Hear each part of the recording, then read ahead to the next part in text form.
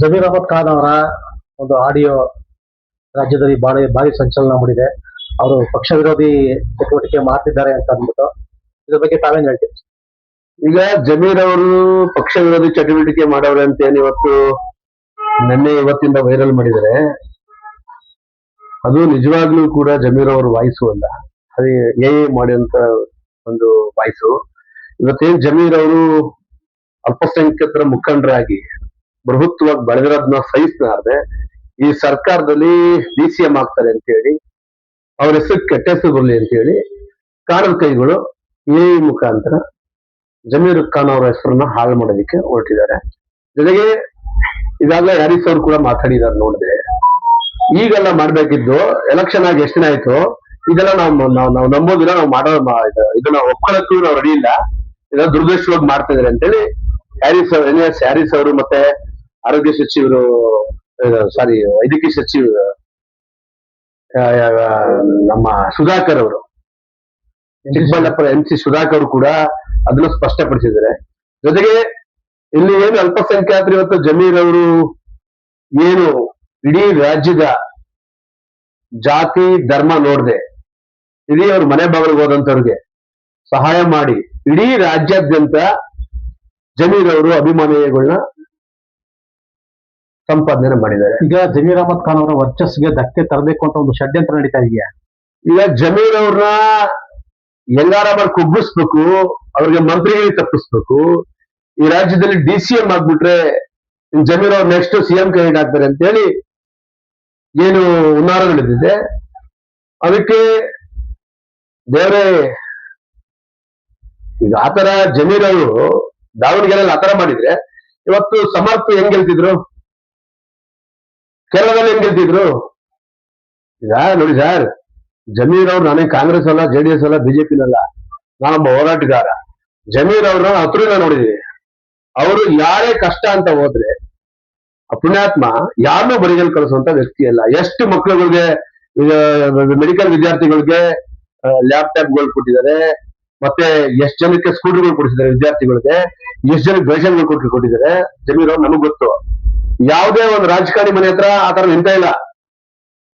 ನಾನು ಒಬ್ಬ ಒಕ್ಕಲಿಗ ಸಮಾಜದನಾಗಿ ಹೇಳ್ತೀನಿ ಜಮೀರ್ ಅವ್ರ ಬಗ್ಗೆ ಅಂದ್ರೆ, ಜಮೀರ್ ಅವ್ರಿಗೆ ಜಾತಿ ಧರ್ಮ ಪಕ್ಷ ಮತ್ತೆ ಕಾನ್ಸ್ಟಿಟ್ಯೂನ್ಸಿ ಇಲ್ಲ. ಅವ್ರಿಗೆ ಇಡೀ ರಾಜ್ಯದಲ್ಲಿ ಅವ್ರಿಗೆ ಜಮೀರ್ ಅವ್ರಿಗೆ ತುಂಬಾ ಅಭಿಮಾನಿಗಳು, ಬಡವರು, ಅಲ್ಪಸಂಖ್ಯಾತರು, ಎಲ್ಲ ವರ್ಗದ ಜನ ಜಮೀರ್ ಅವ್ರನ್ನ ಪ್ರೀತಿ ಮಾಡ್ತಾರೆ.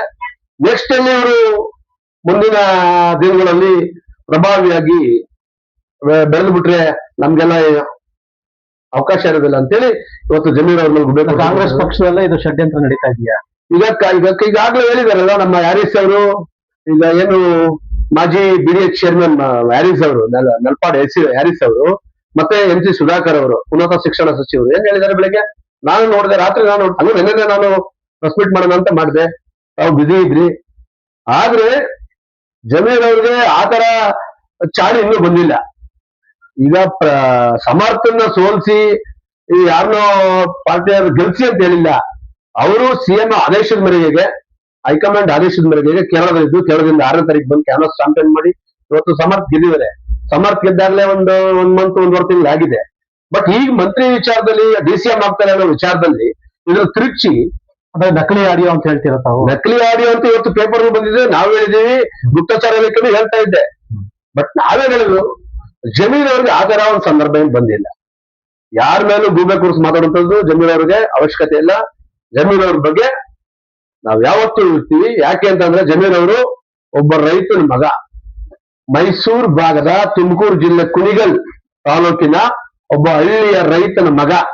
ಅವ್ರು ಮುಸಲ್ಮಾನ್ ಇರ್ಬೋದು, ನಾವು ಗೌಡ್ರು ಇರ್ಬೋದು, ಒಬ್ಬ ರೈತಾಪಿ ವರ್ಗದಿಂದ ಬಂದಿರುವಂತ ವ್ಯಕ್ತಿ. ಅವರು ಶ್ರಮ ಅವ್ರು ಬೆಳೆದಿದ್ದಾರೆ. ಅದನ್ನ ಸಹಿಸ್ನಾರ್ದೆ ಎಲ್ಲಿ DCM ಆಗ್ಬಿಡ್ತಾರೆ ಅಂತೇಳಿ ಜಮೀರ್ ಅವ್ರ ಬಗ್ಗೆ ಗೊತ್ತಾಗ್ತದೆ. ಇದು ಅಕ್ಷಮ್ಯ ಅಪರಾಧ. ಯಾವತ್ತೂ ಜಮೀರ್ ಅವ್ರ ಬೆನ್ಗಿರ್ತೀವಿ.